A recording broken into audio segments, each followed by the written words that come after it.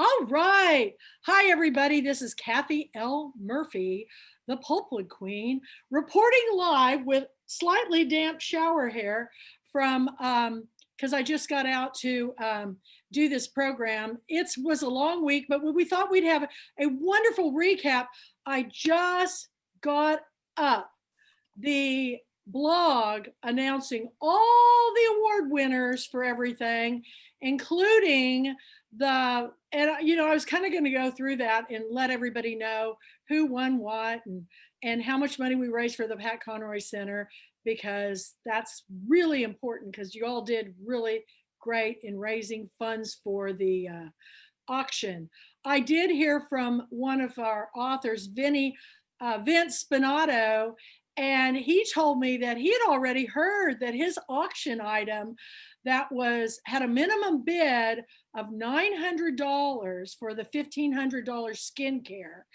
And there were two bids. So he sold that skincare line for $1,000. So he actually made 1/4 of our fundraiser, because he raised $4,110 and some cents. So I cannot thank the authors enough for everything. I don't even know if they sold my painting yet, but it's donated to the Pat Conroy Center so they can sell it and keep the money for the center. So welcome, Mandy. I think we should open it up to you to let everybody know a little bit more about you, since you're going to be the new executive director of the Pulpwood Queen. So tell me all about you, and for those that don't know where you live, and just the fun facts. Living on Amelia Island in Fernandina Beach, Yes. Florida. I'm from Tennessee, but I've lived here for about 3 years and just love it. Well, good. And you have some pets? I have 3 dogs and a turtle. Yes. And a goldfish. That was a feeder fish that's now as big as my turtle. So I named him Larry. So I've Curly, Mo, Pearl are my dogs. Larry's my fish, and Albert's the turtle. I am determined that I'm going to do a Pulpwood Queen Zoom. Maybe we'll do it for Valentine's Day. Oh no, we're doing a book launch for Kim Harwanko's book. But sometime for the Love Month, I think we should do a Zoom meeting with all of us and our pets. Sure. That's a great idea. Now, the problem is I may have to call on my tiger, because I don't know if you guys saw it, but right before this meeting, it says jumping out of the shower and running throw some new pajamas on. Did you see the photo I put of my cat in her little love seat? I've never seen her ever get in it before. And she's all curled up in it. And I don't know, this whole event, she's exhausted. And I know, here comes Betty Koval. Hi, Betty. Welcome. Hi, Kathleen. And I shared the wonderful photo, Kathleen, that you were kind enough to take a picture of me and Mandy when we were together on the screen. What I'm going to do, you guys, all this week, I just had to get that blog out, because Sean Fargedy was wanting to know who were the recipients of the $250 consulting package that he gave out. Here comes Janet Oakley. And he also gave a $1,000 website, 5-page thing. And those are all posted up on the blog, the winners. And those were for people that signed up in January to come to Girlfriend Weekend. So I had a drawing for all those authors, and I was really excited about the winners. But I just kind of want to go around the room, and I want to know first, did you get anything in the silent auction? Because I know Betty did. And I want to know just your favorite moments of the weekend. And I also want some nicely creative criticism on what we could do to make it better next year. And then I'll jump in with some other things. So let's start with Mandy. You're our queen for the night. So tell us what your favorite thing was. I know you were so busy. Did you even get to enjoy it at typing up all the stuff? It was so funny. So I can't wait to watch the stuff. It's good that, because I did miss a couple things, but Richard, and I don't know if is it Fifield or Fifield. Yeah. Yeah. Well, and it's hard to pick just one, but he just blew me away. Yeah. He blew me away. I've been like looking at all of his recorded videos with different bloggers and stuff, and he is a guy. He just is the most interesting, most honest, Yeah. raw. I'm trying to think if were any of you at the year in Nacogdoches when he came for his book, The Flood Girls? Now, I've seen pictures from then. Well, he came, it was once upon a time, and he walked in the door as King Richard. And I mean, he had the full regal thing, and he's really tall. And he just came in, and we just, my queen, my king. I mean, we just hit it off. And actually, he's been a pen pal of my daughter for some time. They exchanged little gifts. It's really so precious. And I just noticed that I was just sharing Robert, and I hope I pronounced his name right, Gwaltney. I selected him as the costume award winner because, you know, it's easy for girls to get dressed up, but guys, when they embrace dressing up, and he said, I just grabbed things from my closet. That is what The we wig? want you to do. That is what we want you to do, because we want you to spend all your money on buying books. We don't want you to spend, we want you to go in your costume closet, is what I call mine. And we want you just to come up with an idea. And then I thought, he goes, well, I had the wig. And he thought, oh, yeah, of course, Dorian Gray. And that's one of my favorite books and films of all time. So I thought he looked fabulous, and I really want that wig because it was very nicely done. So that, I agree with you. Richard was great. I'm going to move over on the other side of me to Susan Peterson. Susan, we know you missed Sunday, and I will get you all the links, I promise. I did. And tell us what happened. That's fine. Yeah, this is really crazy. Yeah, it was about 10 o'clock Sunday morning, and I was in this room, and my husband looked out the front window right there, and he yelled, holy crap. And I thought, what? And our neighbor's bushes were on fire.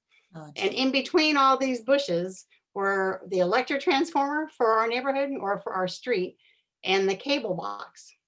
And the cable box was completely melted. So they had to come by and they replaced every inch of cable and fire optic, and it took them, they worked until about 5:30 Sunday night. Wow. So we didn't have a phone, we didn't have cable, we didn't have internet for all day. But luckily the fire was contained just to that area. It just burnt really fast. And sadly, one of our neighbors saw kids walking by and then saw the fire. Do they So know we're what pretty sure it was the fire? What was it? It was set. It was what? It was set by some kids. Are you kidding me? Now somebody saw them, so that was sad. I mean, luckily it didn't spread to the houses. Nobody was hurt, so it was an annoyance more because my husband. Hello. He's shutting the door so he can't hear me. That's maybe my favorite moment of tonight. Your husband. I did How'd he get with his foot that didn't quite work? Oh, he my was just gosh. trying to shut the door. He That's came almost in. good. That's almost That's good. better. I was in a virtual book club back in the spring, early summer, and he did that people that you people could hear and see everything I did. And he'd been outside mowing the lawn, and he came in and started pulling his clothes off because he was so hot. And everybody's like, oh, anyway. Oh my gosh. Oh So my anyway. gosh. Well, I said that's almost as good as when Joe Palmer went into the kitchen to make a sandwich. That's funny. No, I have to TK. tell you. TK brushing her teeth. Yeah, and there it is. I'll brush my teeth at Girlfriend Weekend anytime. I go, I was just afraid she was going to start taking her clothes off. I go, Teresa. She goes, That's funny. am I still on? She goes, are you watching me brush my teeth? And I said, yes, we are. But you know, years ago when I was in Jefferson and on my way to work, I was driving by the Brookshire's grocery store. For those of you who know Jefferson, where the Brookshire's is, and across the street is Nadine's Beauty Shop. And just as I drove by on my way to work, I see sparks and fire run down this wire and catch the grass on fire. It was during the summer. I go, oh my God, oh my God, oh my God. So I pulled in the parking lot and I'm calling the fire department because all her bushes are on fire. Oh. And all of a sudden this guy in this red truck just pulls up into the yard, jumps out with his hat, and he beats it out with his hat before the fire department got there. But you know what it was? A squirrel had jumped onto the transformer and I guess electrocuted, and when it fell on fire, it caught the grass. And I was like, but it burned up the entire front yard, and it was just happened so fast. How scary for you. I had to laugh because my neighbor whose house it was in front of, he came running, and it was a pretty big fire. I mean, it wasn't huge, but it was pretty big and hot. He runs out with a little fire extinguisher about this big, and I'm thinking, I don't think that's really going to help. And they thought about getting hoses, but then with the electrical transformer there, they were afraid to touch anything. So yeah, fire department came fast. So, but other than that, as far as the weekend went, I did get an auction item. I got Deborah Mantella's auction item. I got her moonshiner's jug and her stuff. So that was fun. And Isla Morley was still my favorite. I mean, everybody was wonderful, but there was something, this connection that I felt with her that afternoon. I don't know why exactly. I mean, I was crying. It was just strange, but it was so touching hearing her stories about, you know, her books and then about her her home life. I agreed with you. In fact, each night I looked at who kind of, you know, stood out.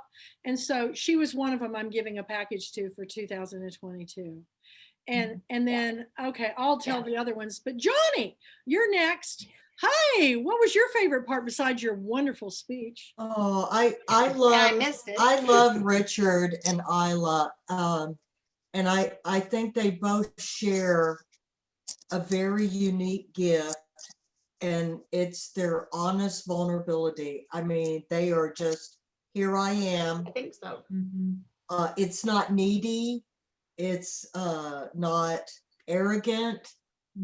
It's just very sincere. They're kindred spirits in that they're honest, and they were special. They were really special. It was a great event for me as an author, because I was able to hear other authors' stories, not just their written stories, but their path and their writing process. I felt a true sense of community, and I'm being very honest, that I don't always feel at the big event live, because there's so much going on. And that's wonderful. I'm just somewhat of a quiet, introverted person. And so when there's a whole lot, I'm like, you know, can't focus. So, and that doesn't mean change anything, because it's great to dance with people and just cut loose and have a great time. And perhaps the Zoom thing, and with COVID and the lockdown and the political situation in the country, I felt the Zoom thing was so comforting. It was. In that community. I felt a real kinship with my fellow authors, and, you know, people like Betty, who is so loyal to this group, always there, always supportive. Johnny Webb. I was very proud of Teresa.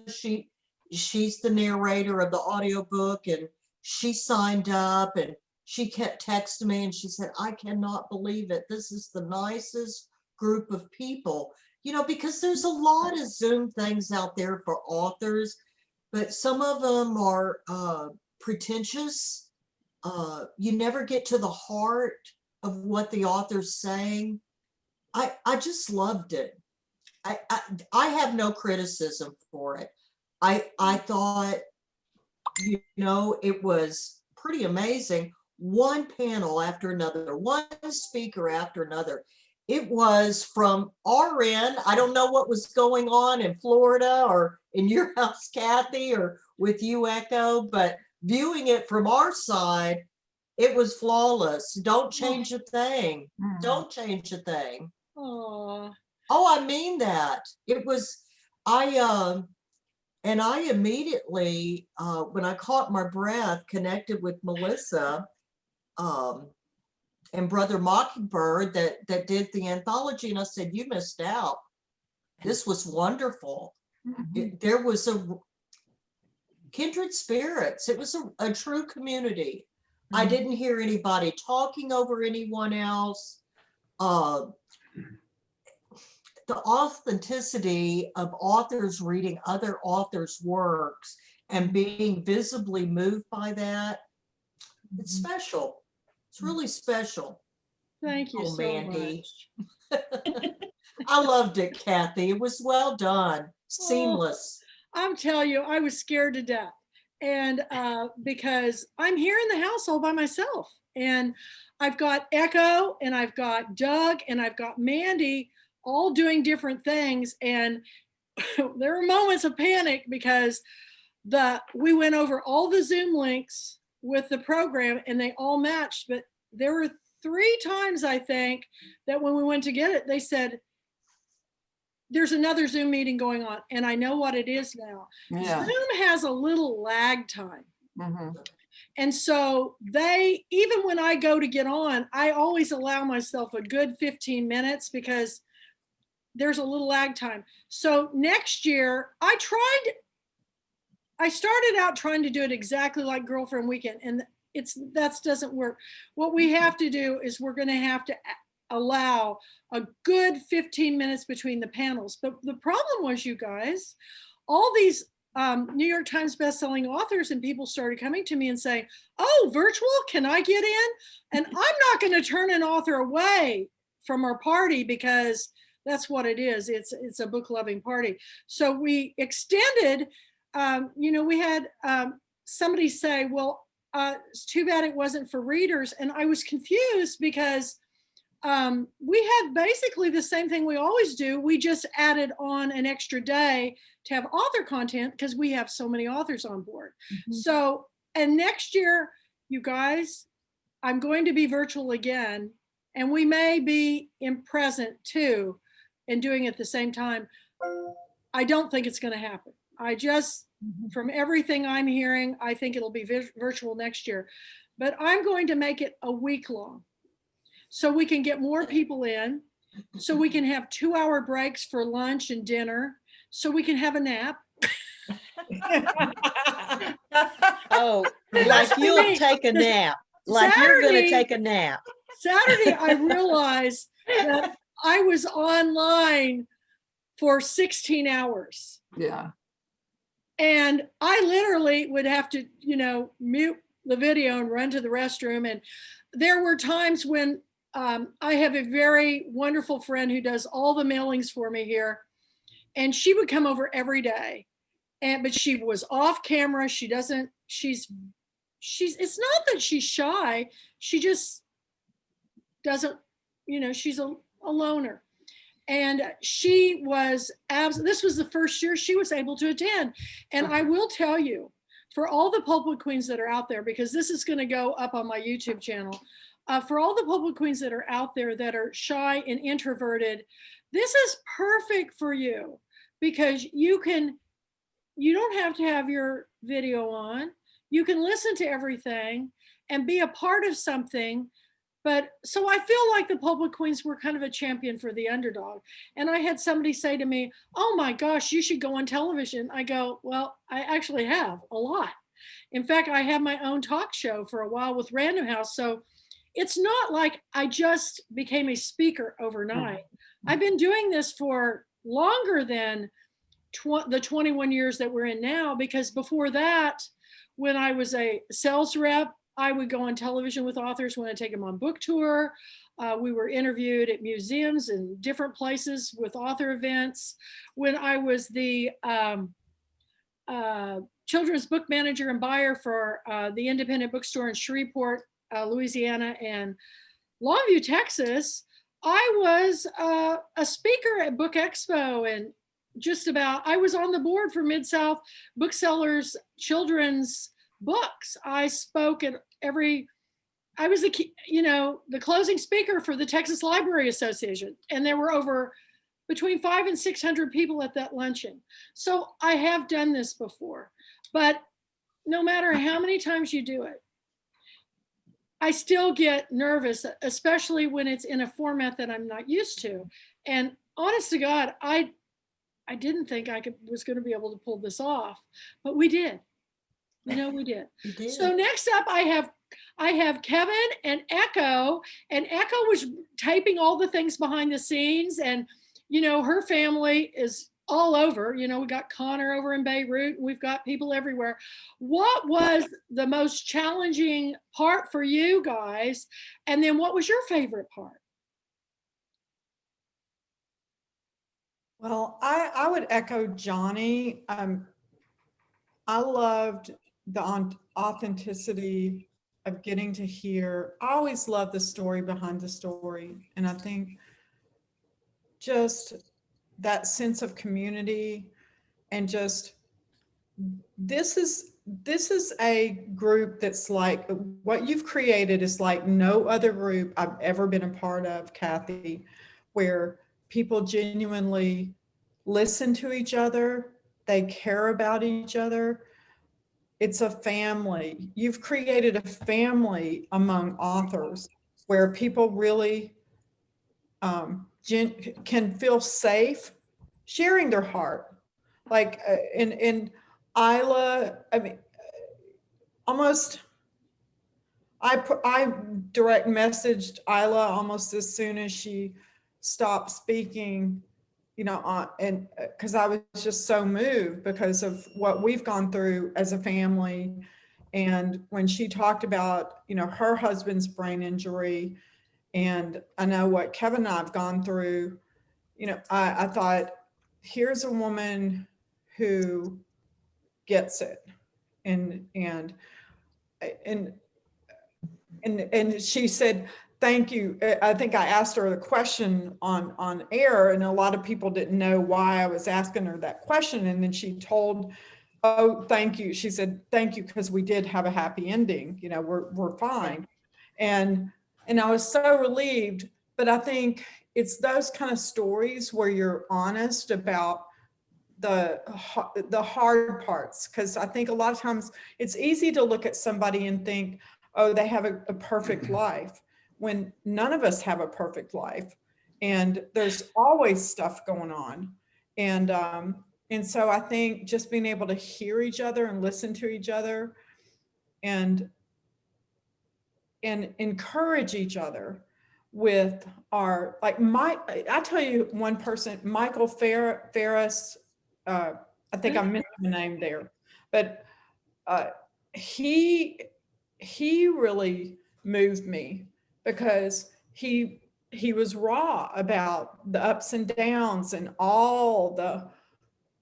everything that he'd gone through. And I know sometimes when you're in a vacuum and you're just by yourself, you can feel like, am I telling the right story? Am I doing this right?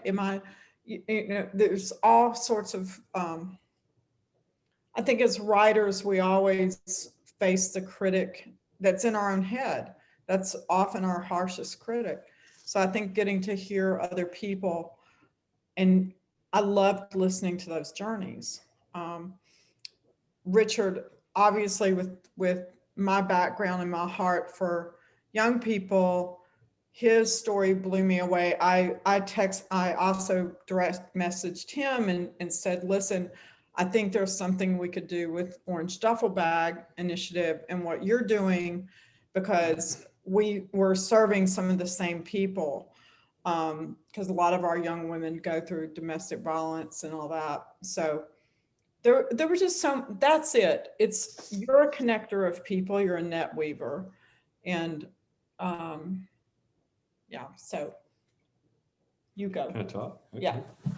Hey, Kathy Murphy, you sparkle and shine. My gosh, I don't know how you kept your energy up through this coffee, just barreling it down. That was crazy, the level of energy and love. And it was only a passion for books and a passion for the authors that drove you through that. But it's shown the whole time. And I didn't feel you flag. I don't know how you do it. God bless you, girl. I'm amazed by that. I was moved to tears several times over the weekend, just,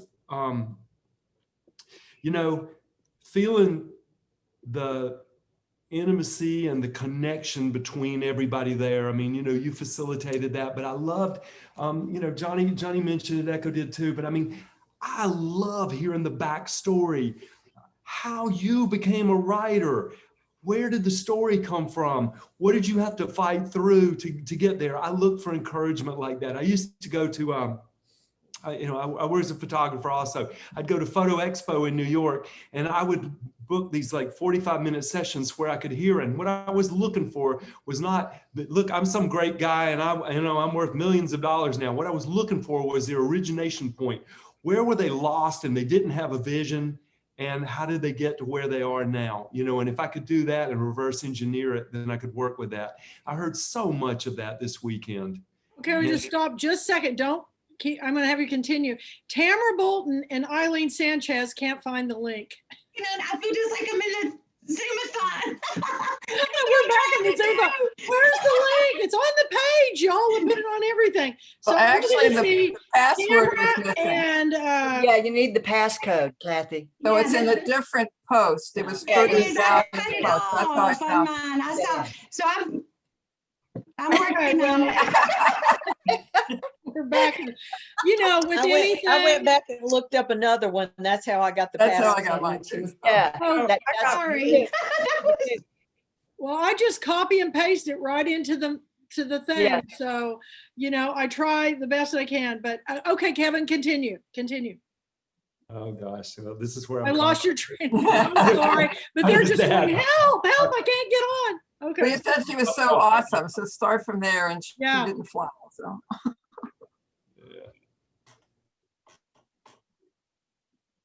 You were just talking about the connection and oh yeah, man, no, it was just the wonderful. Authentic stories. Yeah. Everybody's stories. I mean, that's all I was trying to round to. That was back to the train station there. And and just getting to see everybody's personality, and I just felt honored to be here. So thank you.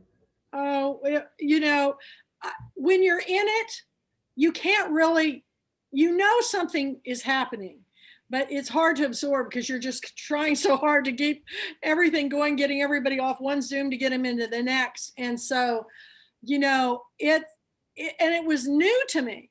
So I didn't really know how it'd work. And now I've learned what I don't need to do again and what I do need to do again. But I think I honestly will tell you guys, I think God was behind us on this, because I can't even talk on the phone with Echo or anybody for 5 seconds and my call drops. So I just go, how did we stay online for 4 days and I never lost a connection? And today I couldn't get connection. It's been raining here all day. I was talking to my daughter and it dropped, and I'm going, oh gosh. And I quickly called Mandy. I said, if something happens and I can't get on there, take over. And she goes, okay. But anyway, I wanted to share with you guys, but I'm going to let Kevin finish. Go ahead, Kevin, tell us more.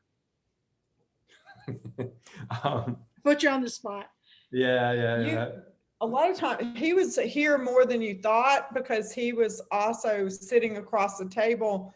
And talk about that experience, because I think a lot of people probably were doing that, just more listening. Yeah. No, I was just here listening, but I was taking notes. I had a pad beside me. It was like, it helps me remember things. Of course, I don't have my pad with me now, but it's my paper brain, just to make notes. But I loved being a part of this. I felt like, it was intimate and it was raw. It was real. I love being in everybody's living room like that, and just to, sort of feel everybody in their nest.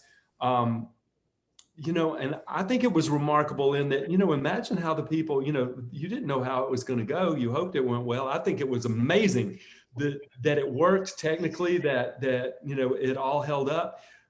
But in another way, it's the first of its kind, and that we all feel like this was stunning. Well, when you think about the first time you got a cell phone, remember, I'm going, I can't type on that little bitty. My favorite phone was a flip. I was the last one to get rid of it. Okay. Because I never accidentally dialed anybody. The time and date were right there in a little lighted box. I really love that phone better than I love any since then, because these will accidentally call people. Sometimes it can get really embarrassing.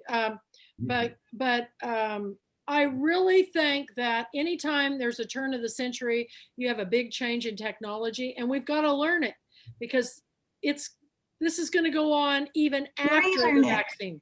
Huh? What'd you say? Learn it. Yeah. I'm still learning.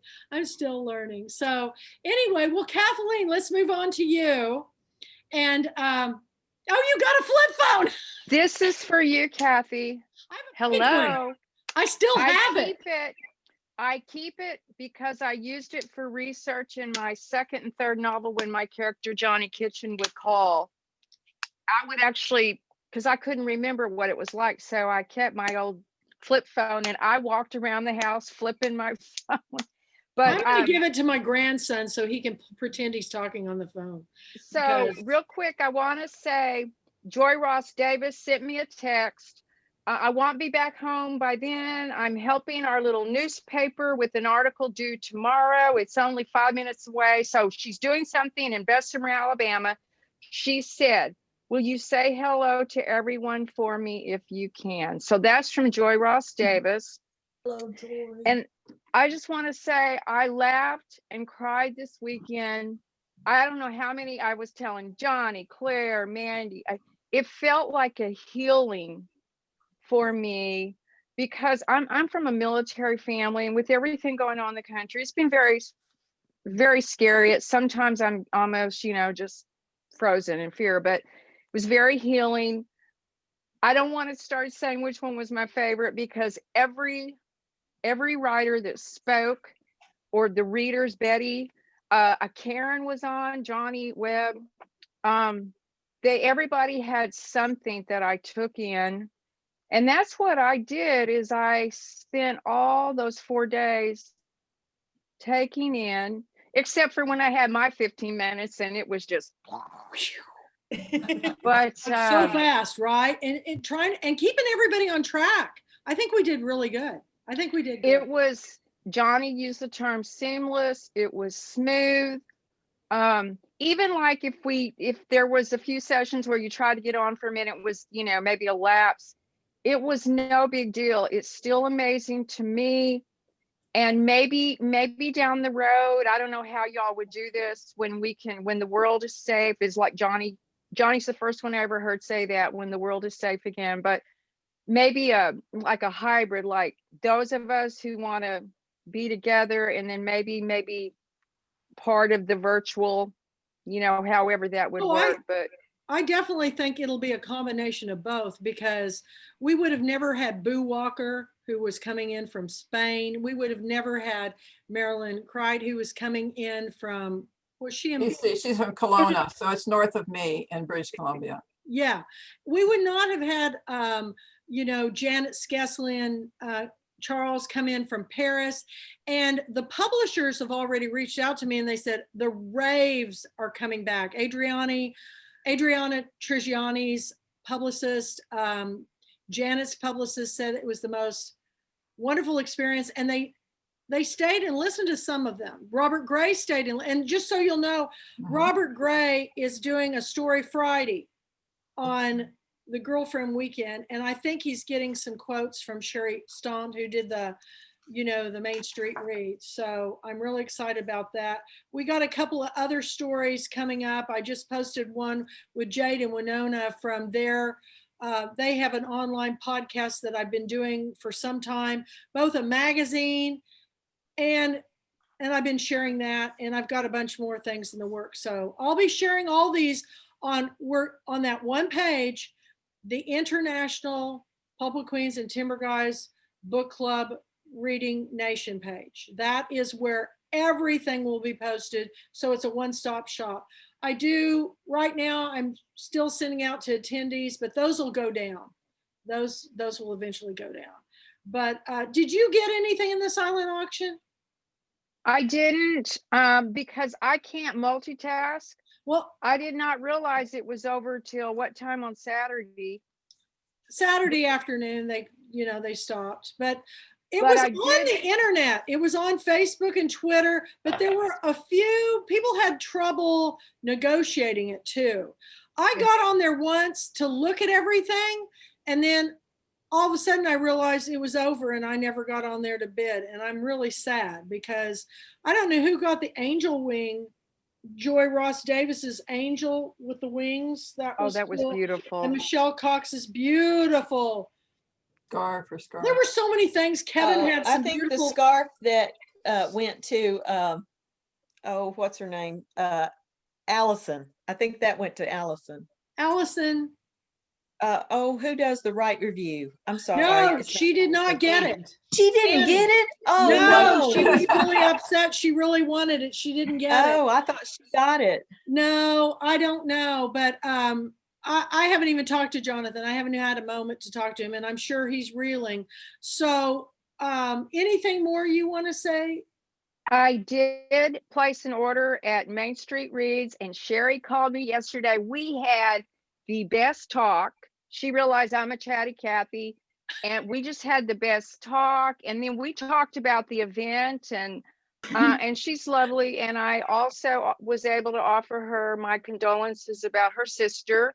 So we talked about losing. I've lost a sibling, a brother. So we talked about that stuff too. But she's awesome, and I told her when everything's safe, I can't wait to visit. I want to go to her bookstore. It's fabulous, you guys. And it's on a square, and they've got all kinds of little boutiques, and it's just minutes from Charleston and Savannah. So she's in a sweet spot. So it's a really great place to go. And she's going to be doing this for us all year. It's not just for the weekends, because some of these authors' books are not going to be out until, February, like Vince Spinato's or Marilyn's will be out in March. They're going to be out throughout the year. So I'm going to talk about that at the end. But I thank you for everything. I need feedback. I hear everything that I do wrong. That's all I ever hear. So it's nice to hear this. It's really nice to hear. Thank you. I noticed that on the Author's Day, we actually had much better attendance on the Author's Day. And I wanted to, I've meant to say this earlier, but I'm glad I was delayed because Claire's on here now. One of the talks that was most beneficial for me was to hear Marley Rusoff. And Claire, you did a wonderful job interviewing her. And, as somebody who's been around the business for a long time, it really helped me to hear her whole journey and just how she got to where she is and her thoughts on the industry as a whole. And that was fascinating. I loved that interview. And it was I spent hours talking to her yesterday, and it looks like she's going to be back. She loved the event. She thought it was, she goes, and I'll tell you this, and it makes me cry. She said, Kathy, you're going to be the next Pat Conroy for what you're doing. And I said, oh yeah. Going, oh my. And she goes, no, what you have just done and learning the technology to do this. And I said, on a wing and a prayer, Marley, on a wing and a prayer. But we had a wonderful conversation, and she will definitely be back. And I'm sure, Claire, we will have lots more to talk about then. So in fact, every person I've talked to that was keynotes have all asked to come back, whether we have it live or in person, from Adriana to the Mighty Blaze to Robert Gray, Carol Fitzgerald. They all said, it's fun. You guys, we make reading fun. And I really think that I go to a lot of events and sometimes I could fall asleep and I just go, what can I do to make it more entertaining? And so if my eyes start getting really big and I go, it's because I'm going, people are falling asleep. That's why I put Juliet when I did, because who could fall asleep watching her cook? I mean, the woman is, I've talked to her, I don't know, 4 or 5 times since then. She goes, that was so much fun. I go, but you were working in your kitchen. She goes, but the feedback has been phenomenal. She goes, I can't wait to be with you guys again. So Juliet will be back and hopefully she'll be cooking again. But that brings me on to Betty, because Betty, I think you took home the big haul for Girlfriend Weekend this year. I'm dying to know what all you got. Oh, let me see. I got Juliet's cooking, and I got hold on a minute. I'll have to reach back here and get my list. Okay, go ahead. We just had Marilyn's jumped on board, and she is. Hi, Kathy. Hi, Marilyn. I love you so much. I used your picture for my she's blog hilarious. post for Mandy. I thought I'm going to share that. That was the most hilarious thing I've ever seen in my life. I used it. I said, now we're having a party. Now we're all clapping for Mandy. But you are a trip, man. But back to Betty. We'll come to you. Betty, so tell us about your auction items. Let me see if I pronounced this right. Neeson's,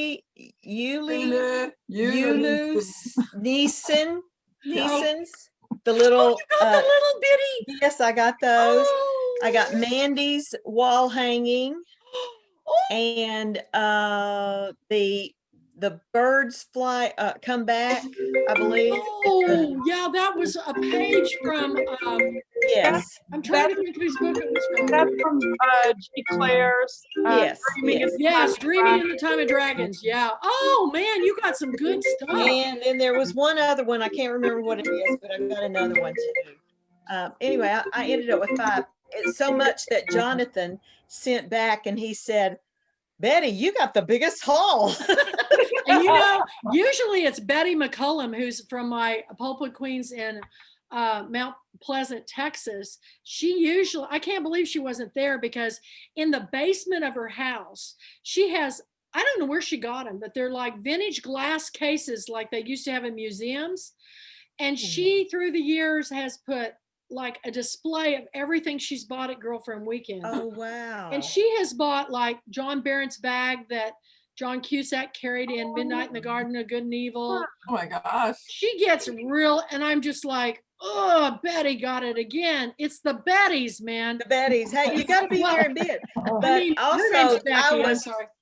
I made the mistake of getting up and going to the restroom right before it ended, and I missed out on Echo's 2-hour thing, because I was going to give that to my daughter.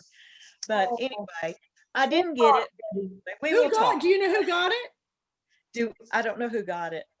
Well, I'll find out. Anyway, one of my most favorite things was Steve Manchester. Yes. I like Steve. Oh my gosh, he is a gem, and I love Joe Palmer. How emotional he got when Claire was doing the interview, and she was talking about him, and everything. Marley. He got very emotional. Yeah, Marley. And he got very emotionally about that, But, I've come, I think 2000, Echo, what year was the first year you came? 2009 or 10? 10. Okay. I think we came the same year, but I thought I had come in 2009. Anyway, I have been coming, and I think I've missed 1 year in between. I was sick 1 year and couldn't come. And I come back every time, and everyone asks me, even my husband has come with me 3 years. Yeah. And he loves hearing, as Kevin said, the backstory. As a matter of fact, when Bill came with me the first time, he was going to go touring around Nacogdoches, Yeah. He never left the seat. He said, oh my God, this is just fantastic. He said, we can get everybody to come one time. That's what I tell them. I try and try, and this is my big thing. I don't know if I can be a blogger because, and I'll tell you this, I have a lot of trouble with my eyes, and reading really puts a strain on it. I've had 2 eye surgeries this year, and so I just can't hardly read. Oh, I've got new lenses in my eyes and everything. So, but my thing is, I do a lot of audible listening, and I love that. But I love to have the book too. So I end up getting the audible and the book. You know, hey, y'all are double dipping. But anyway, the thing is, I have to have something because I have to have y'all in my ear or in my hand all the time, and that is all of you. I dearly love that y'all allow me, and I am humbled that y'all allow me to be a part of this as Betty, you bring me in. All of you have just taken me on. Claire and I jokingly call each other cousins. Well, now I have Janet, Michelle Cox. I love it. Mandy's even a cousin now. Y'all are just, y'all do not know what it means to someone who doesn't feel like she could write 3 words and it makes sense, for y'all to accept me and make me a part of y'all. You're the spirit animal. well, you know why? Mary's the spirit animal. You know, but I do get on Facebook, and every time I am telling everybody about it. I am letting them know about you guys and everything I can. So I spread it that way, and I don't know why. I do not know why. I have bought books on Amazon, but they will not let me leave they won't let me review. either. They won't let me leave a review, so I go on Goodreads and leave a review. They will not let me do, and I don't understand it, but I'm ordering my books from Main Street Reads. And even if they're not Pulpwood Queens, you guys, she can order anything for you, and you're supporting an independent bookstore, whether it's the independent bookstore where you live or whether you go to Main Street Reads. Let's help the family business, you know. And well, I've got to make my list up in order because I figured I'd give her time to get through the busy part. Well, she did all this, and she, for those of you who don't know, she lost her sister at the same time this went down.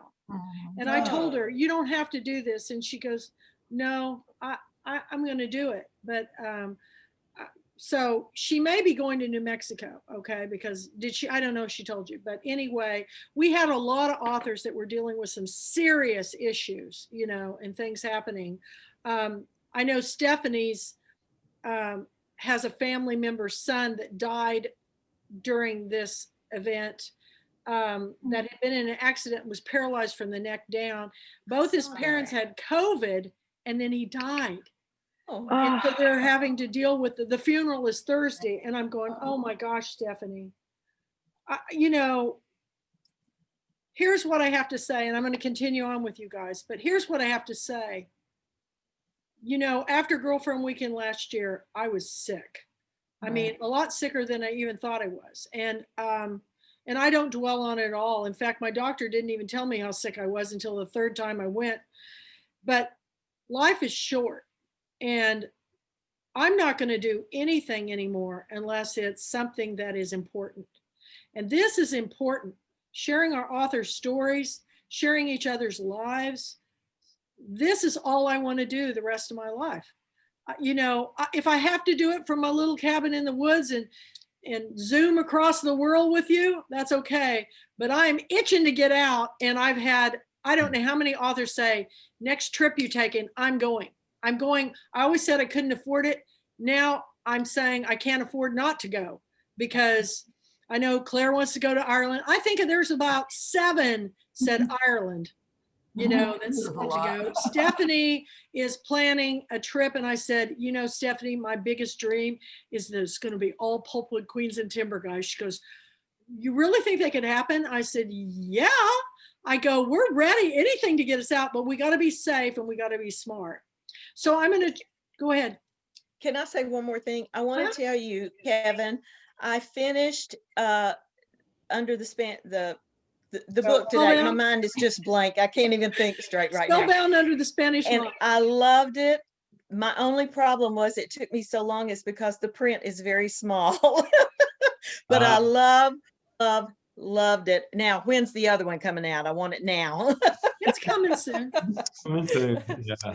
Thank you, Betty. That is one thing I think is really important, because I don't know about you guys, but I raise the font on my emails so I can read it, because Yeah. I can't ever find these things. I had 5 pair sitting here at the beginning of the weekend, and now I've got the pair I hate the most because it's got a blur on it.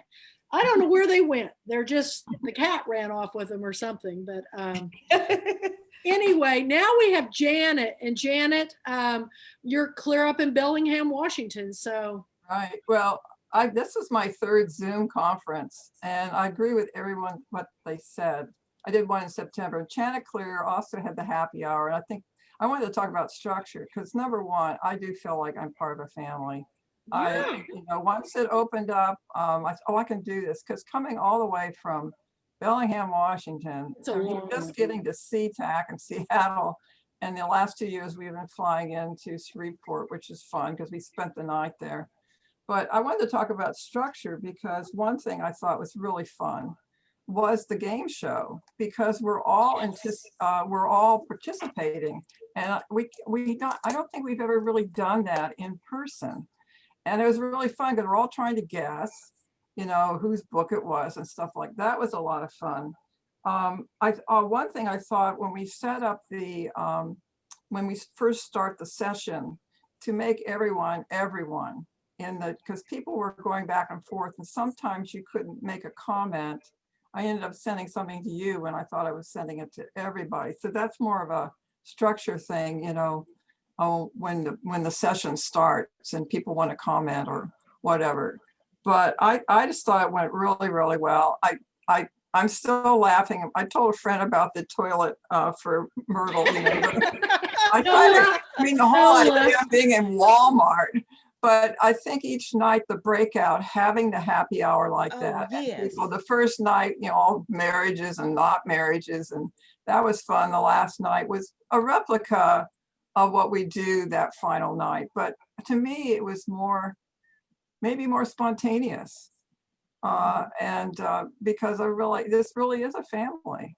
And I've always tried to explain to people what this is about. And I am so grateful. I'm a Yankee. And my ancestors came here in 1638 to Massachusetts. And I've always lived in the North. And I have met the most wonderful writers from all over. And I feel it's just opened up I've read Faulkner and a few other things like that, but I'm meeting contemporary authors that are awesome. I love Johnny. We had conversations. She was just working on the Undertow, talk about the Civilian Conservation Corps.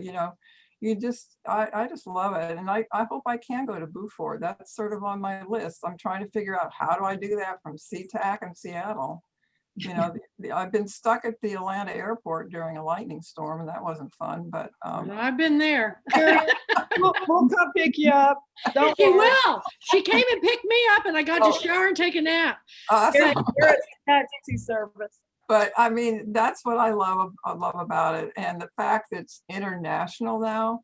I really enjoyed hearing. And it's funny, Boo Walker and I were yakking back and forth now because I know Red Mountain. I remember the novel being up, but I didn't connect it to Washington State. My son's a winemaker, and they get their grapes from Red Mountain. So we've been yakking back and forth now for the last couple of days. Isn't that cool? Yeah, it's so cool, and you find something. And Mandy, I think you're awesome. I think you're going to be one of the best things that happened to the group, because you're going to help Kathy carry for her what she wants to do, the love of books. And, when the other one I went to, Surrey Writers, is huge, and they have lots of volunteers. Chanticleer is very small, like this group is, but you really need to do it over a several day thing. You have to have breaks. You have to have, and with COVID, it's hard. If you're going to attempt to have your people in the same room, you were able to do it because you're all over, and it worked really well. Yeah. She's in Florida. Echo's in Atlanta. Doug was in Jefferson, and we somehow.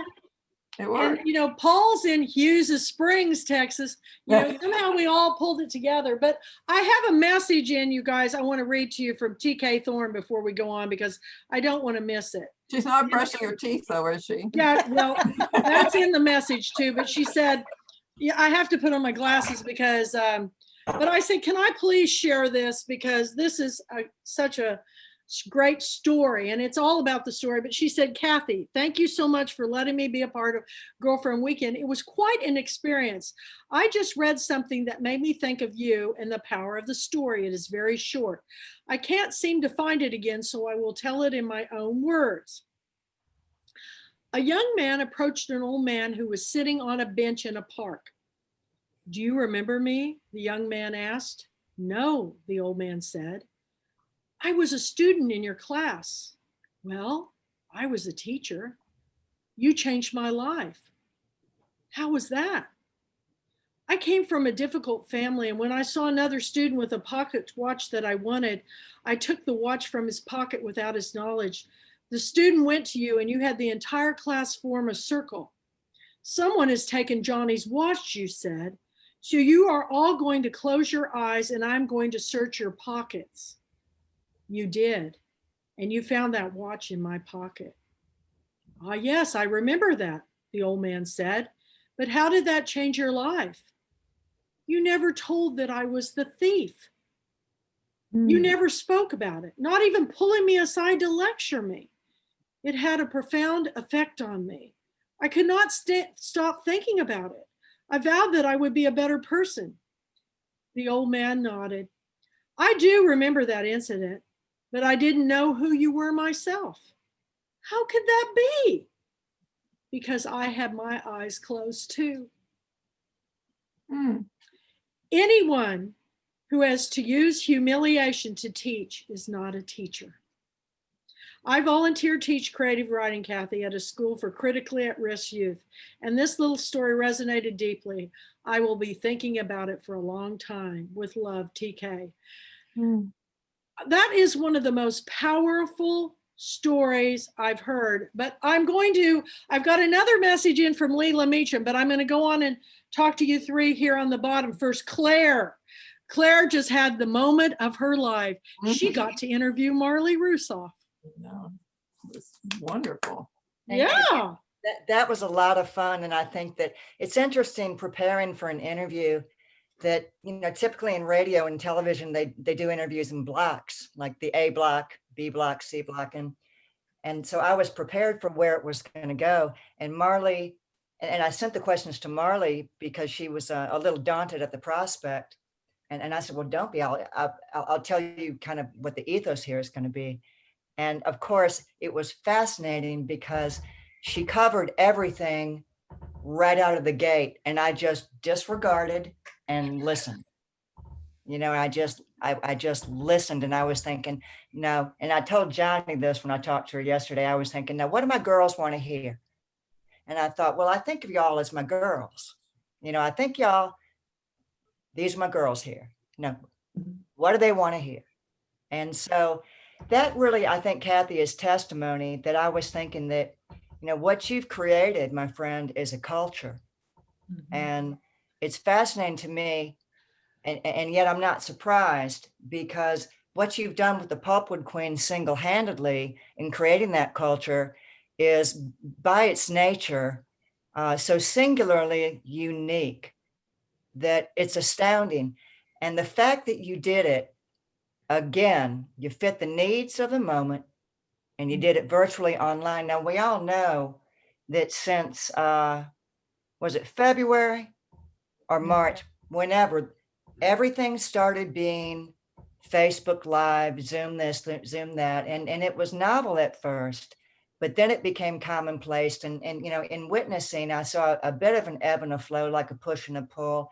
At first, everybody was engaged, and then people started sort of, more of the same, and you saw a lull in the activity.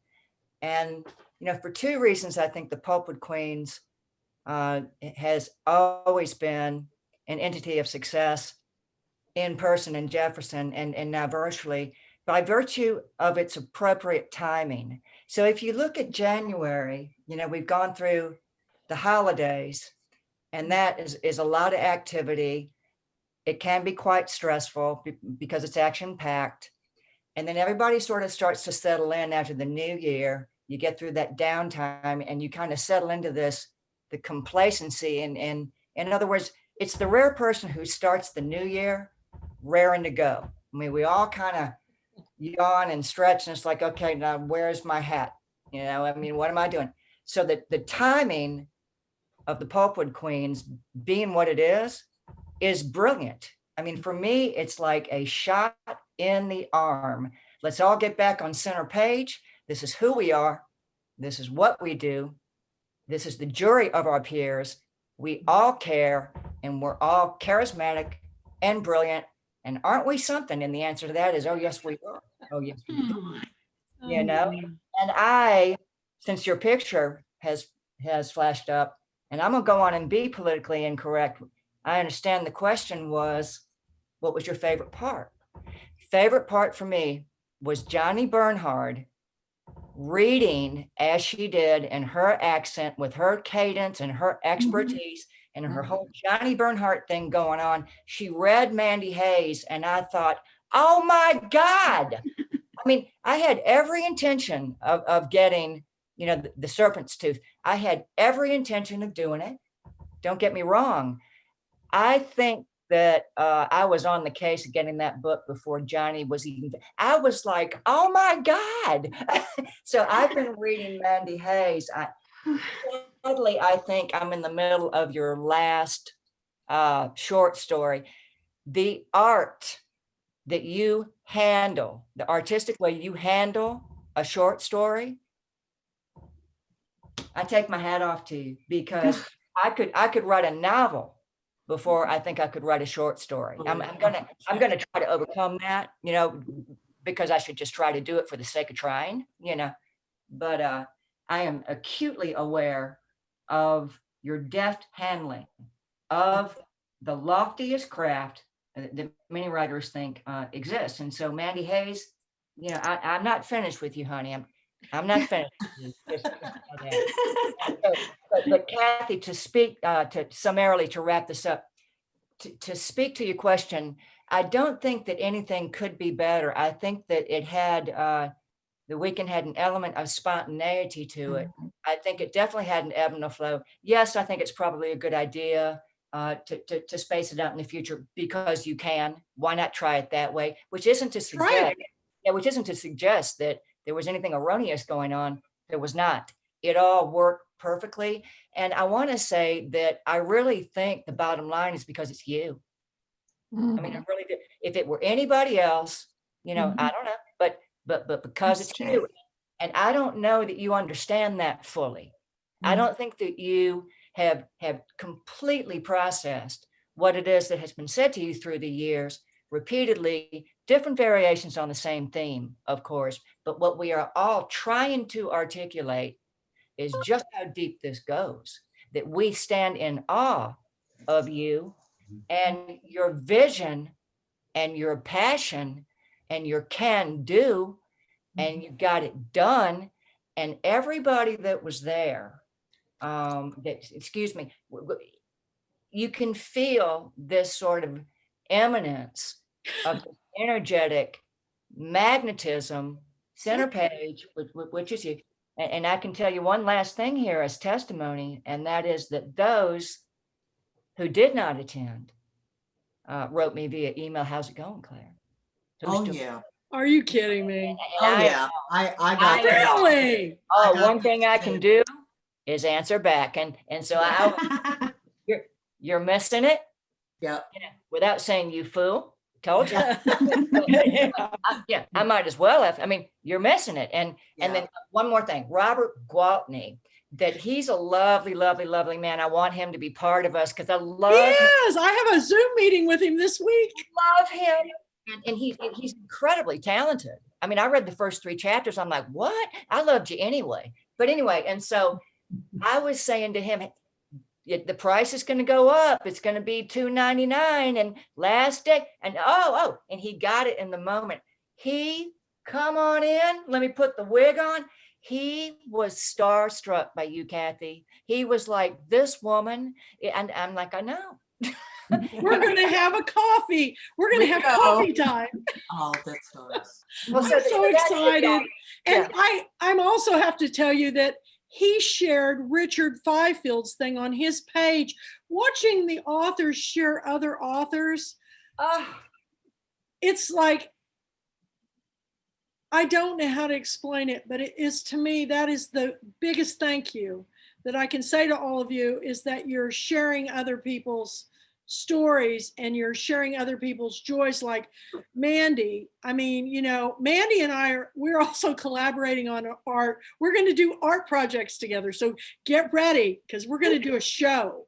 You know, it's going to be amazing. We're going to combine her art with my art, and we're going to do a show. So we're planning on that. But thank you. Claire, Claire, you know how much I love you. And I think you did the most. You were the best person. You know, this was kind of a last minute thing, but you were the best person to do it. And I was hanging on every word. And Marley, I will tell you, Marley has been my agent. I never can talk to her more than 10 minutes, so she's got to go. And she called me yesterday and we talked for hours about it. She said, Pat would love this. And I go, well, yeah, he did love this. You know, he did love it. And he told me, I mean, he's the only author that ever called me after he was featured to beg to come back again. And I go, you don't have to beg me. Are you kidding me? You can come any year you want to go. And he goes, well, I know I have to have a book. And he wrote My Reading Life in 1 year so he could come back. And that's not Pat Conroy. Pat takes 12 years on a book, you know. So. And Cassandra, I mean, oh my gosh, I love her so much. I picked her so many times. She was a highlight. But thank you, Claire. Thank you. And thank you, Claire. Did you get anything in the auction? Because I swear to God, I've got to figure out we got to have it longer so I can get on there, because I never had time to get on there. So well, is that an imposition for Jonathan? Because that's the only consideration, is that you did say something about carrying on through Sunday, and he said he was happy to come in and tend to that next year. Yeah, we will do that, but wait till I tell him it's going to be all week. You'll work it out. I'm going to kill all of you before this is done. But yeah, I want to tell you though, next up is Eileen Sanchez. And Eileen did a fabulous thing for me. You know, she made friends with this podcaster who does stories that empower. And it's because he loves all the authors that she has on her show, because her stories that she's sharing on these authors are life-changing. And so he offered her this advertising package for her to advertise Pros in the Pandemic. And she said, I want to give it to Kathy L. Murphy. And he goes, who's that? He goes, well, you need to know her. And so every Monday he posts up stories that empowers. And at the end of it, he talked about coming to Girlfriend Weekend. And on his show that all these people watch. And he gave away a $250 2-hour consulting package and a website. He's an IT guy. That's what he does. So anyway, I have to thank Eileen for that, and her wonderful book, Freedom Lessons, which should be adopted in every school. But what was so powerful for me is to hear all of her authors speak that she has on the show, because dang it, I hate that you don't have a share button. That is the biggest. I want to share everything that you put on your page. And I cried more that panel because every story you had me, you know, in the palm of your hand. And it's just, and I hope, you know, when I get these all downloaded, I'm going to send Sean your panel, because it was beautiful. I mean, just the story. So I want to know how you put that all together, you know? I don't know. We just came up with the idea. I thought I loved hearing the authors read each other's stories. You know, that was what I had hoped. Such a great idea. It was just, and you know, and then we had those two Southern girls. They were perfect pairs, so I paired them up. Two of them wanted to read their own, so that's okay. But it was really fun just to take a small bit, something that we enjoyed about that that author's book, and we chose what we were going to read, or, we consulted. We tried to time it. It's a good thing we tried to time it, because we were way over time. We didn't get to do half the things that we wanted to do. We were going to do around the Zoom. We were going to ask questions around the Zoom, and hopefully, we could have even had people put in the chat button, but there was no time for that. Well, if we do it over a week, we should be able to have more question and answer time. And, I know Robert Gray had a half an hour. You guys had 15 minutes. I mean, actually, that's more time than if you were on a panel. But we had a good time. Yeah. I thought the timing was good. I appreciate that we had the hour and a half, because there were 6 of us, and we obviously we needed it. I mean, we could have talked forever, but then you don't want to bore everybody. It wasn't boring. No. No, it was really great fun. I liked hearing each other, people read, and I loved the narrators, having narrators on. That was an interesting. Chris Humphrey was a rock star. Annie put in. Oh, he's awesome.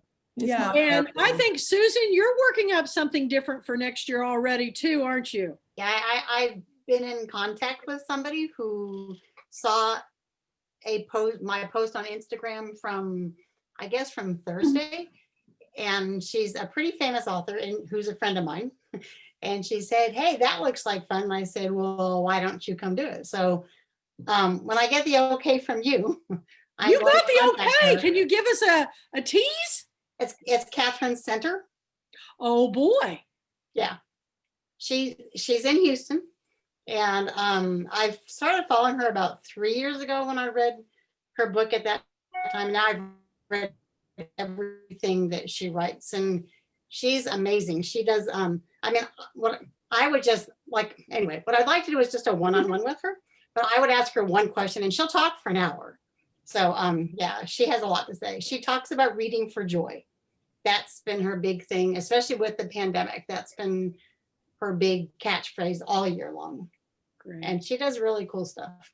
Well, Eileen, your take on having other people read other people's stories, that was brilliant. And it's also,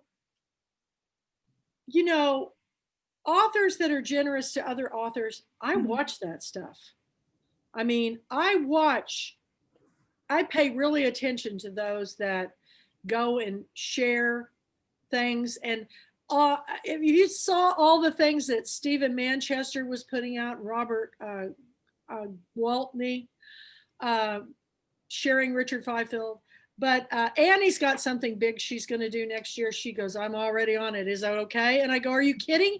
Absolutely. And I know, Eileen, you're going to be thinking about what you can do next year. Wow. And it was fabulous. I hope everybody joins all of the Sue's Reading Neighborhood and Pros in the Pandemic and A Mighty Blaze. We need to all support all of these.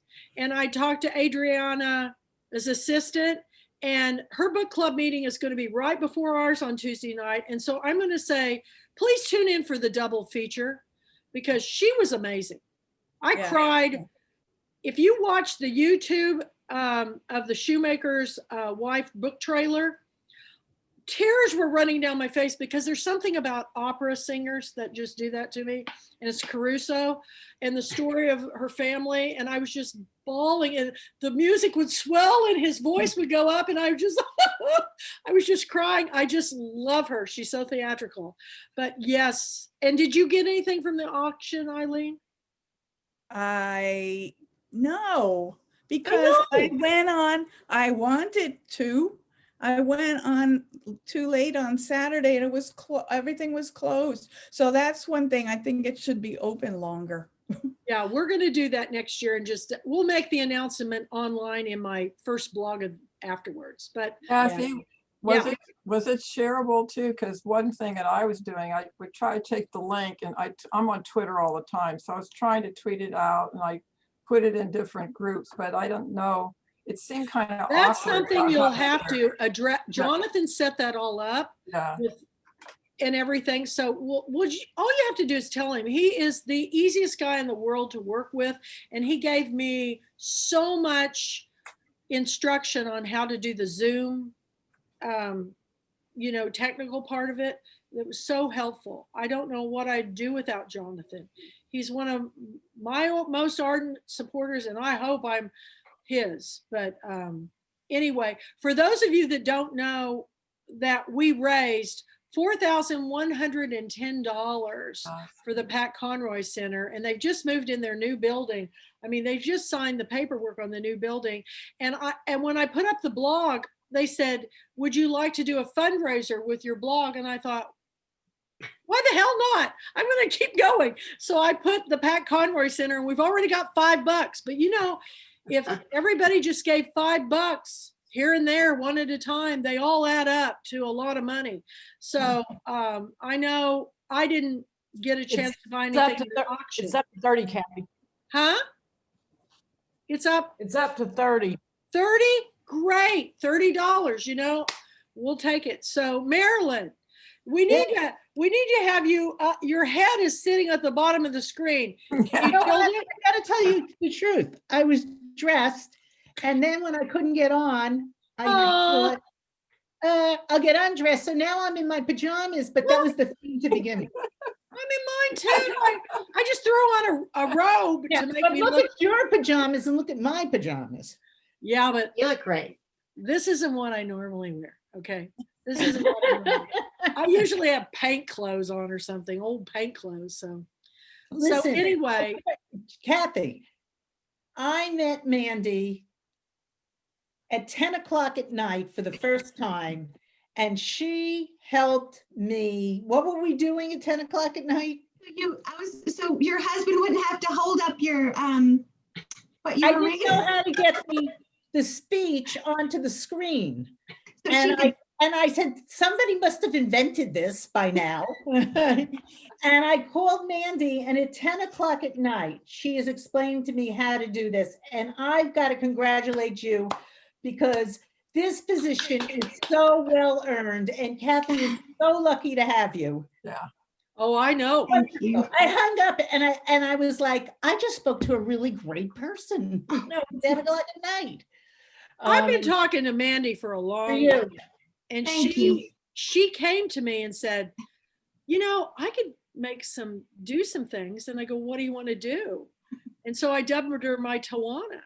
And then after I saw all the things she was putting up on the chat site, she was Googling and putting it up and doing all this stuff. And next year, when you guys turn in your photos, we're going to have a checklist of get Mandy this, so that it'll be, or we're even thinking about, having a page in the program with all the contacts.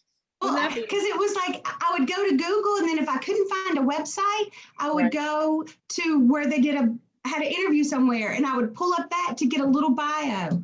It's like, so I just wanted to have, it was like, I can't do that kind of multitasking, you guys. It's hard enough for me to remember to hit record, so I'm just like, and I'm just trying to keep everybody on time. And I apologize if I hurt anybody's feelings, but when the 15 minutes were up, I didn't want to go into the next person. So I apologize, but you have to keep, to get everybody in. But I think having it a full week, and, but tell us more, Marilyn, what was your big takeaway from it?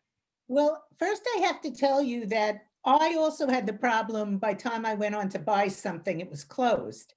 But on the other side of it, lunch with me, this is crazy. Yeah, $350 to have lunch with me. Really? Who won? Who won? My daughters are like hysterical about this. They can't believe it. Nerylane, she's wrote The Takeaway Men. Oh, and I have been, we kid each other on Facebook occasionally, but I never met her. And it was great. I mean, I'm jealous because I was going to bid on that, and I just couldn't get there. Yeah. Well, I guess she outbid me about 3 times. We went back and forth evidently because I kept bidding. She had bid. Really? Yes. You were bidding on it? Yes, I was. New York. For those of you that are on, and for those Marilyn, I think I'm going to crash that. I'm going to crash your lunch because Yeah. Meryl is one of my partners on Pros and Pandemic. So look out. Okay. Well, you came with with me to New York, so that was awesome. Wait Yeah. a minute, if you come, that'll be an extra $3.50. Just kidding. Oh, Betty, Eileen, that'll be a when nice you come- lunch. Betty, when you come to New York, Eileen, we're on. congratulations on your award. Thank you. And she kept us organized. I mean, there were printed agendas. We had a night of practice. She made that panel work like that. It's She great. put in a lot of time. Thank you. Thank you. Thank You you. all did. No, I want you all back next year, and we've got 3 more bloggers coming on board. So yeah, I've got to make it a week long. I But want to say real quick, Annie was coming, but she's not feeling very good. So Annie had infusions all day today. So So- I talked to her early this morning, and She loves you today's so much. infusion day, so take good care. And I said, rest, Annie. All I know is yesterday, I've been having internet problems since it started raining. And at one point, I just couldn't keep my eyes open. I had to go lay down. I'm exhausted. I was exhausted and I wasn't doing all the things. Yeah. I just got to watch and do a panel. Yeah. Well, did you have a favorite author, Marilyn, that you like to listen to, or anything? I love the interview that Claire did with Marley.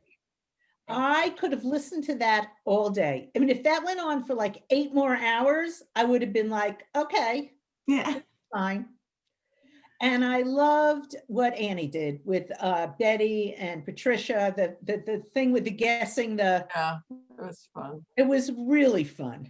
It was Those are really my favorites. I can't think of anything that wasn't wonderful. But can No. you imagine me having this hair salon bookstore and Marley calls me and says, I want to represent you. You need to come to New York. And No. so I went to New York and dressed up as the Pulpwood Queen, and she took me around to all these publishers, and then they all got in a bidding war. And Amy Einhorn, who did The Help, is the one that bought my book. And then I went back to New York to have lunch, do the publisher lunch thing. And we went to this Greek restaurant. I'll never forget it as long as I live, because it was course after course. It was fabulous. And I'm thinking, this girl is like in her early 30s. And she was so articulate, and I was so impressed. And I was having, that New York moment, where you're being wined and dined in New York. And I'm just thinking, how cool is this? And Marley wasn't anything what I thought she looked like in person. She was a little bit blonder. And I was expecting a New Yorker, they're going to be ethnic and have darker hair. And here's this blue-eyed blonde Minnesotan, I have to tell you, I've done a lot of events with her, and I even got to give her big hair one year for Girlfriend Weekend. So it's been a trip, but to be able to talk to her at length after all these years yesterday was a blessing. This is a blessing to me, you guys. This is the party that I'd most want to go to. And I just can't understand why everybody in the world doesn't want to come. I think, shoot, I went to the zoo with my kids one day and it cost me $400 to the zoo. And I'm thinking, man, $199 wasn't much, but it is going to be a little higher next year, because I'm telling you, a week-long event, I'm going to have to go into training. But anyway, what I want to say to all of you, that your feedback is important. Your participation is important. And I'm going to work as hard as I can all year long to get you as hosts on my Breathless Bubbles and books. I'm going to be working on the schedule as soon as I get all the pictures posted that everybody is so kind to send me, because usually I spend the week posting real photos from the event.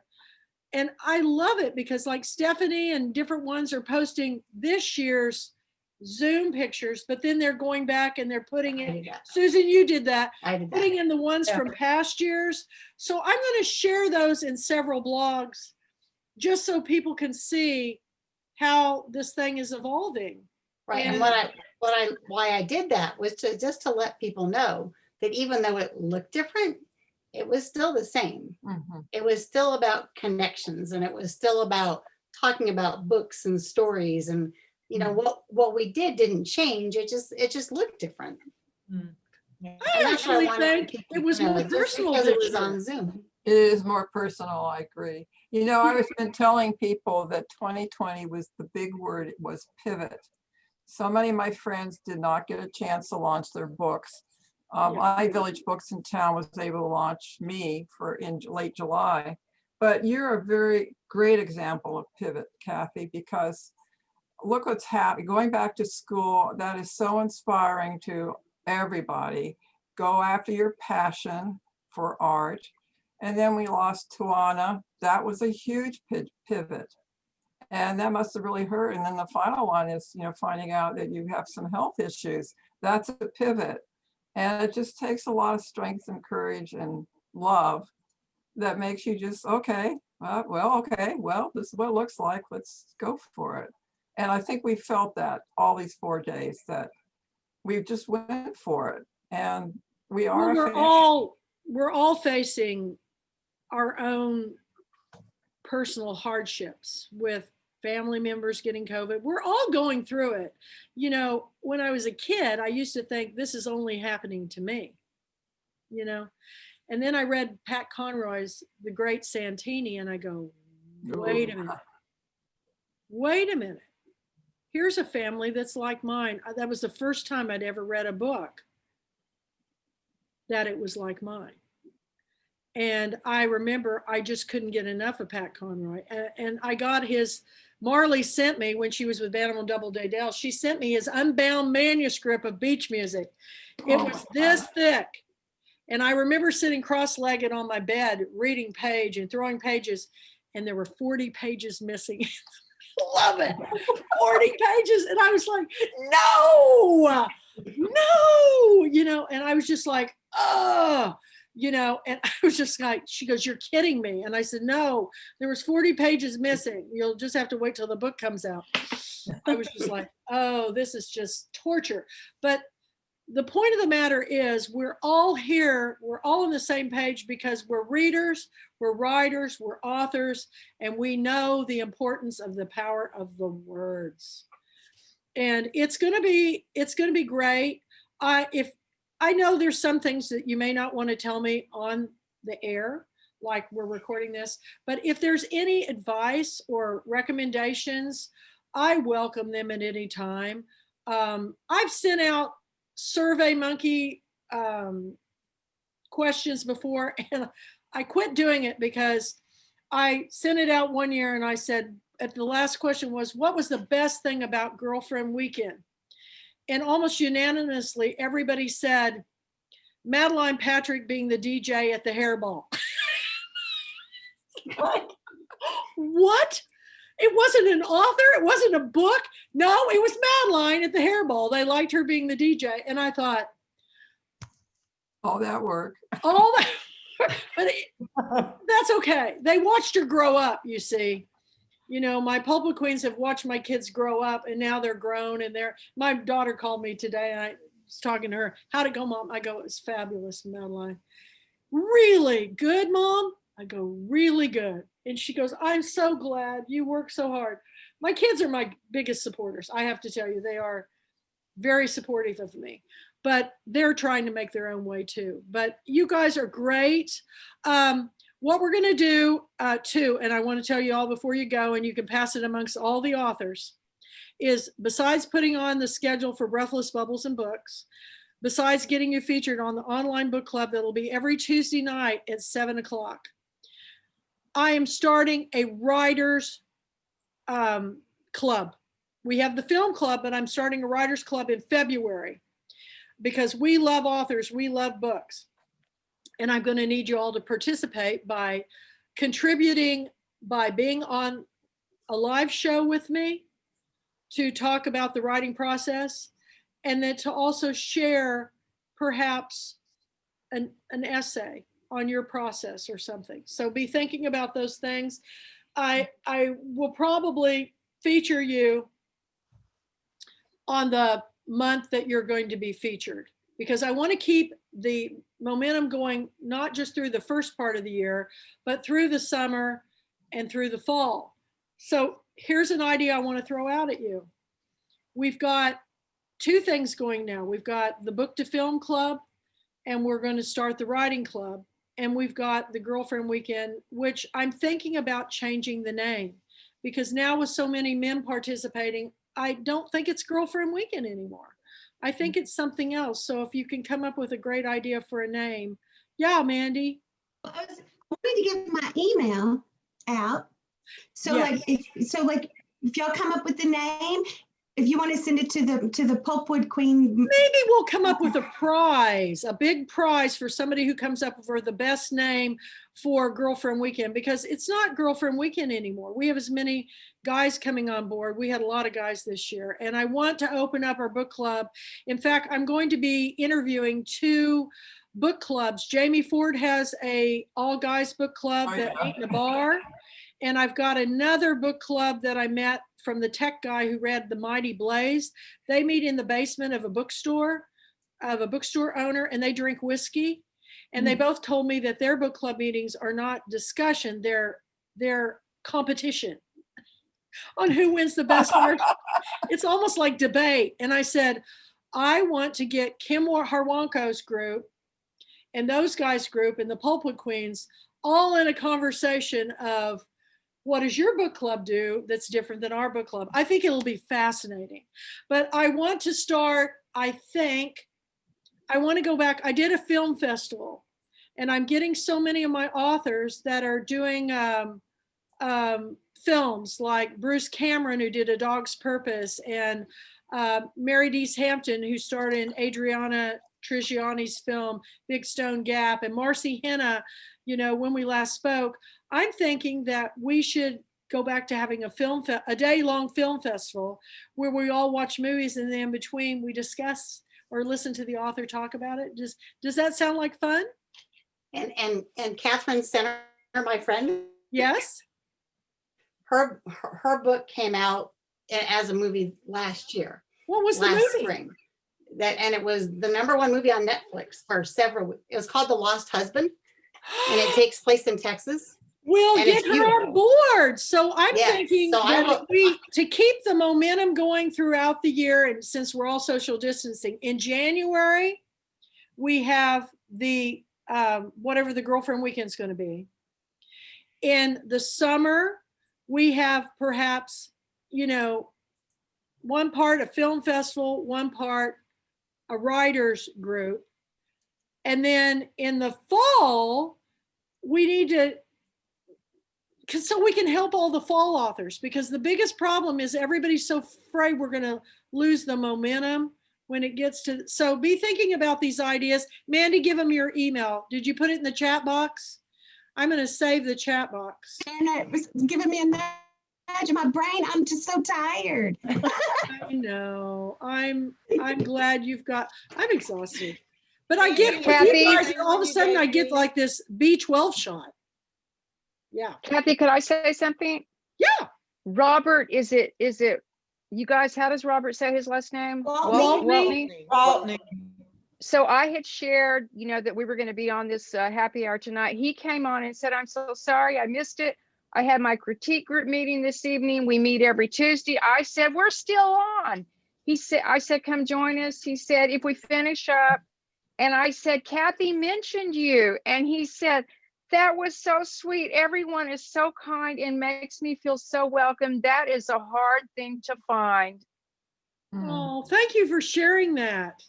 But I think at least once a month, well, actually, here's the deal. If we meet every Tuesday night at 7:00 and we feature an author, what I would like to do is, after the author speaks, open it up for sharing your stories of have you won an award?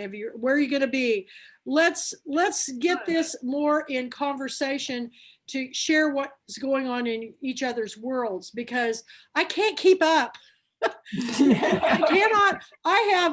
If you saw how many emails and everybody's calling me and sending, I know you're tired and you're busy, but I just wanted to ask you this. And I spent so much time answering all these and answering the calls that I just got the blog out right before. But look at the blog, because it's got all the winners. I gave away packages to Girlfriend Weekend to Robert Gwaltney for best costume, to Isla Morley and Stephen Manchester and Joe Palmer for the most touching stories, and also because of their participation of sharing. I'm really paying attention to who's sharing on the stories because they pop up, and I'm paying attention to all, like Marilyn keeps me laughing with her picture with all the Hollywood people. I just thought that was the sweetest thing, Marilyn. And besides, you know, when this all opens up, I actually was going to call you. You can. No, I know I can, but I was going to call you Monday, and I thought, oh no, she must be getting thousands of calls. I'll wait. And I figured I'd call you the middle of the week. Well, lo and behold, you planned this. So I got to tell you how great it was. Well, I think, and even if a group like your panel with Eileen, if you want to do a Zoom meeting with your group and just say what's new in your world, or Susan, we haven't done one with you, and I will do that. I will schedule. I'm home and I'm going to be painting, and I'm going to be working on I got to get my next book done. I got to get it done before 2002. So I'm going to be working on that. But these are things that I can do in the evening when I can't read or I can't see anymore. I can listen to you even if you're blurry. So I enjoy the conversation because I'm alone. And I know many of us are. And my cats are, well, I the one's in his little bed in the other room, but and I'm getting a new kitten because Barbara Dean came over and she said, I've come over and listened to this every day, and I've got a cat that's beating up on my old cats, and you need to take it. And I said, Barbara, I go, you're already taking care of 2 cats when I leave. That means you'd have to take care of 3. And she goes, I don't mind. He's beating up my old cats. He's a calico kitten, and he's just a little too rambunctious. I go, oh gosh, what I need is another cat. So yes, Betty wants to say something. I want to say one thing to all of the authors. If you are going to be somewhere when we are well again, but if you're even doing a Facebook Live or a Zoom thing and you want people to come, please put it out there. Mandy just told me this morning or yesterday morning, that she was in Nashville. If I'd have known that, I would have driven to Nashville. I live in Decatur, Alabama, right outside of Huntsville, and I have driven to Nashville, Birmingham.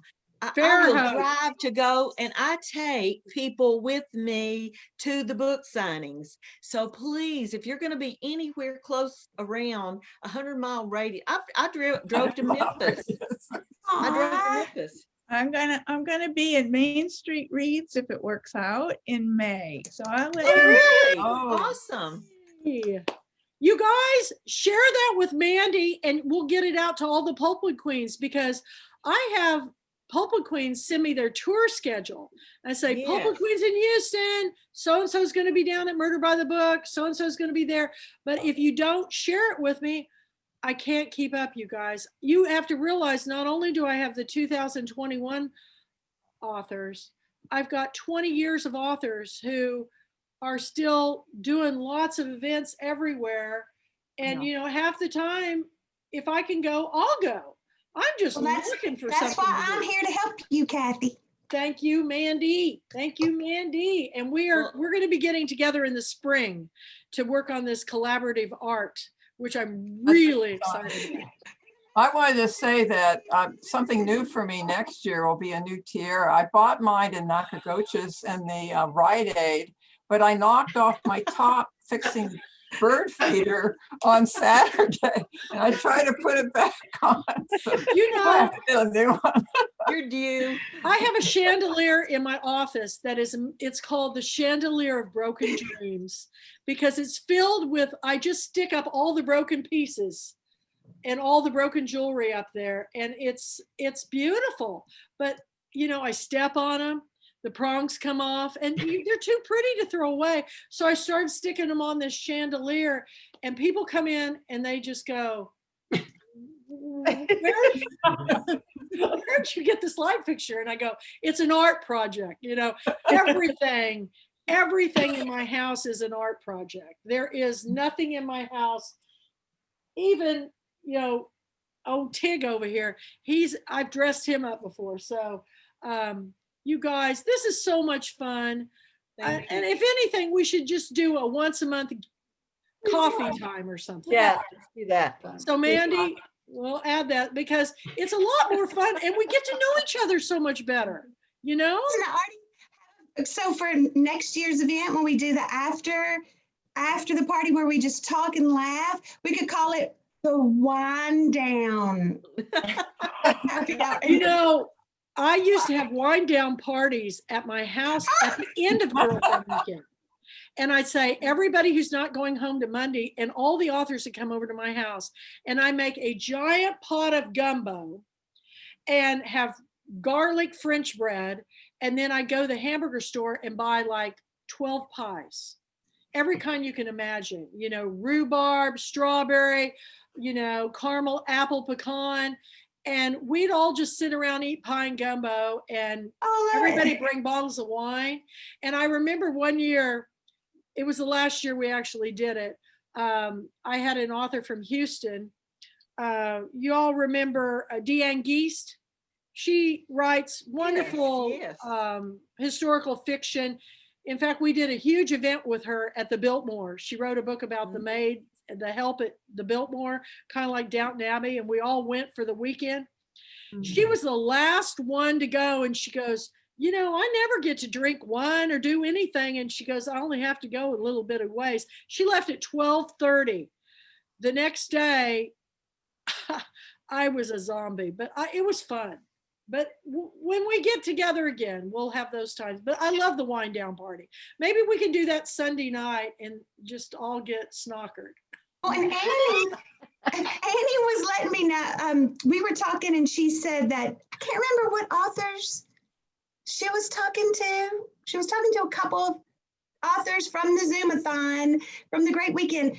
And she said that they were loving talking and that we should do this. And so when you posted the get together and I said, oh, call it happy hour. Because I told Annie, I said, we could do that and call it happy hour. So she was like, she's adorable. How many of you are morning people? I mean, really early. I know who Annie McDonald's one of them. I think we should have a happy hour and I think we should have a coffee time because, I mean, what time do you get up, girl? Mandy? I know Echo gets up early. What time do you all get up? 4. Well, see, that would be about 11 o'clock. Because I'm telling you, every time I get up 4, Annie calls, she goes, can I call you? I go, yeah, what's up? And she'll call me and we'll be drinking our coffee at 4 in the morning. But there's a lot of people that don't go to bed till, you know. Coffee with Kathy. Coffee time. What was it on Saturday Night Live? It was Coffee talk. Coffee talk. We'll have coffee talk. That's it. I love it. I love it. And I have to thank that Lavazza Italian crema coffee comes to me every month in the big bag. And I love it, love it, love it. I have my French press coffee every morning. You guys, this has been wonderful. I'm going to download this tonight. I'm still working on Echo, getting all of our things up on the website. But right now I'm going to download this. I've got the post video and it's in the blog of the authors accepting their awards. And I'm probably, you know, as soon as I get Letha's permission to share the written letter, I'll probably do a blog on that too, because she won for Dragonfly. But thank you all for joining me. All I know is all I have to do is take this off. I've got my pajamas on. My hair's already up. It's kind of set in these little knots. So I'm just going to go watch a Bollywood movie. Well, thank you, Kathy. Thank and you. thanks, y'all. Congratulations, Mandy. All hail the executive director. I hope I never have to say, and we're going to have a new Mandy. You know, like I did. No. Hey, she's way younger than me, okay? She's could be my daughter. So And that's no lie. But anyway, thank you everybody for joining me. Get a good night's sleep, rest up. And if you feel like calling me, just say, can we set up? Let's do a Zoom. I'm having coffee talk with Robert in his fabulous home. I can't hardly wait to talk about the cicada tree. Because The it's the cicada most tree. gorgeous cover. And did you say you read it already, Claire? Have you? He sent me the first 3 chapters, and he's lovely. Everything about him's lovely. He's a good writer. We love him. Yeah. Well, I'm really excited about this, and it's going to be taking me a while to I get around you guys and I get pumped. Yeah, me too. And I'm sorry, Yeah, the adrenaline just goes out of control. But when it hits, I'm down for the count. So I go, get over, kitty. I'm coming in. So y'all have a wonderful, wonderful evening and a wonderful year. I love you, Kathy Murphy. Love you. And Love I you. love everyone here. Love you.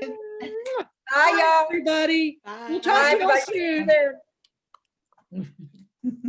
soon.